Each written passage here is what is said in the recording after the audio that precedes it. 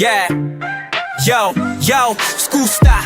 Idol ka ng masa, pero minsan ang yabang mo parang wala sa kasa. Sayang ang talento kung puro ka pa bibo. Akala mo laging tama, minsan mali bro. Laging may drama, scandal at issue. Puro love song pero ikaw rin ang tissue.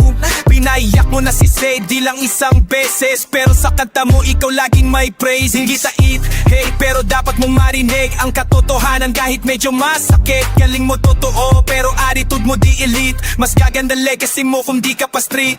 Lahat tayo may flaws, di ka lang ang pasikat, pero bakit parang ikaw laging bida sa lahat? Yung humble masangat kaysa sa pa-legend, kasi respeto di lang yan galing sa trend. Hindi ka immortal sa tugtugan ng bayan, kahit top ka ngayon baka bukas di ka kilala. Kaya wag sayangin ang crown na sa'yo binigay, gamitin mo sa tama, hindi puro alay-laway. Kita hate, fake, pero dapat mong marinig ang katotohanan kahit medyo masakit. Galing mo totoo, pero attitude mo di elite. Mas gaganda legacy mo kung di ka pa street. Imagine pusta na leader, hindi player, yung hindi takot sa commitment, loyal na slayer. Di lang sa hit songs, pati sa values ng youth. Yung may class, may respeto at may tunay na truth. Sana to ay pakinggan mo, hindi to bash kung di pa alala lang bro. Kasi galing mo sayang kung di mo aayusin. Mas gaganda ang kanta mo kung di puro pa fall sa awitin.